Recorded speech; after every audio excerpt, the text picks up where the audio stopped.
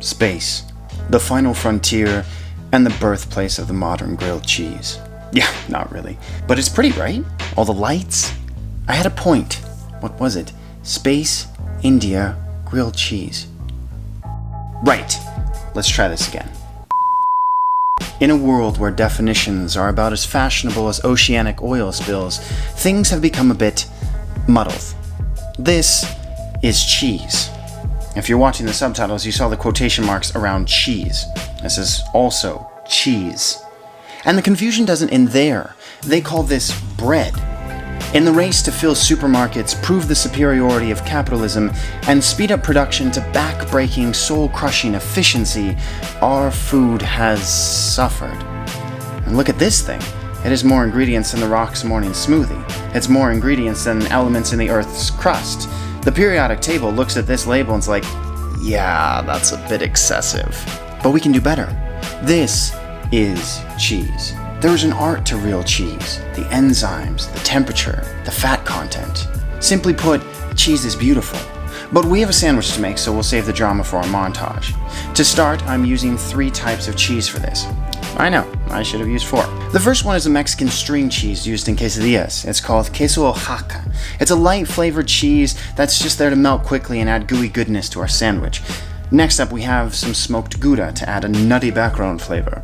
Finally, because it was on sale, some Colby. In a perfect world, we'd be using white cheddar Havarti and Oaxaca, but this is a show on a budget, and delicious doesn't always have to be expensive. Bread. I'm using a sourdough for many different reasons. 1, I mistrust any bread that comes pre-sliced. 2, because of the proofing process, sourdough has some great holes in the bread for the cheese to slip through. And finally, because you don't mess with San Francisco and bread. Thick slices will make it more difficult to heat the cheese, but I have a few tricks up my sleeve. So, with a bit of further ado, here are the patented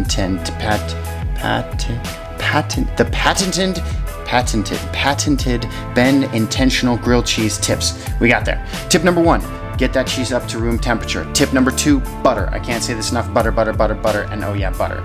3, low and slow. This is lactose art. It will take time and a fair bit of flipping, so get your spatula ready and go. Ooh, butter. Okay, this bread has been in the pan for a few minutes. It's time for a slab of butter and a flip.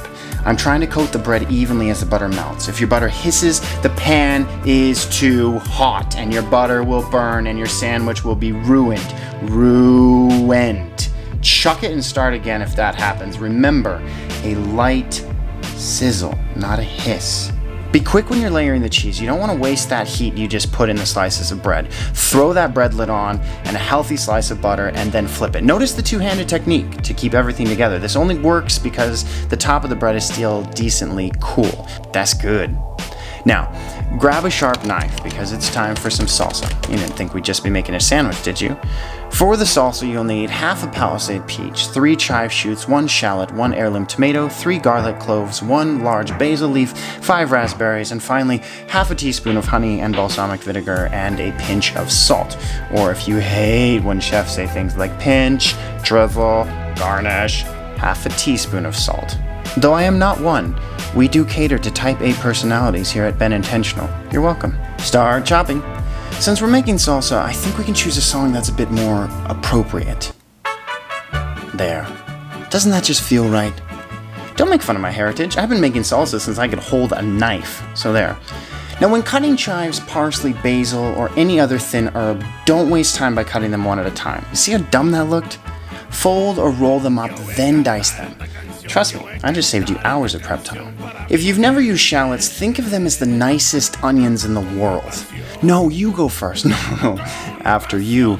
Shallots hold the door open for you and the next 47 people behind you at the grocery store. Here's a complicated but effective way to cut tomatoes. If you haven't sharpened your knife since Bush was in office, the first one, then you won't be able to do this.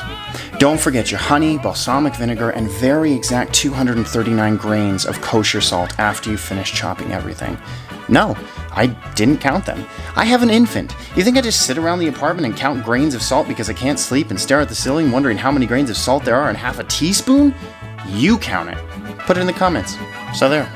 Right, I'm smashing this salsa to get the raspberries juiced and the flavors making friends with each other in a colorful display of the very opposite of social distancing.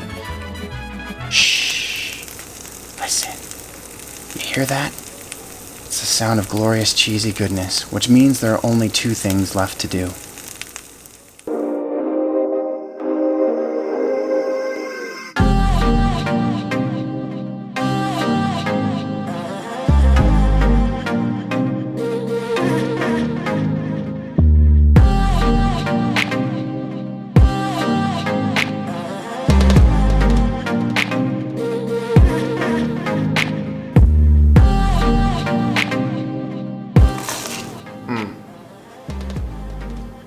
Sweetness of the peaches and the chives and it cuts through that thick, rich fat of all the cheeses. That crunch of the sourdough on the outside. This is ridiculously good. Oh my gosh. Make this right now. What are you doing not making this? This is, the basil comes out, that rich herb aroma, and then the balsamic vinegar spikes of acidity right on the tip of your tongue. And then the fat just washes everything clean and makes you want another bite. This is one of the best sandwiches I've ever had in my life. I got that all over. I got that all over the floor. You can do this. Don't eat crappy food. Live intentionally. Eat intentionally. We'll see you guys next time. I don't even care that fell.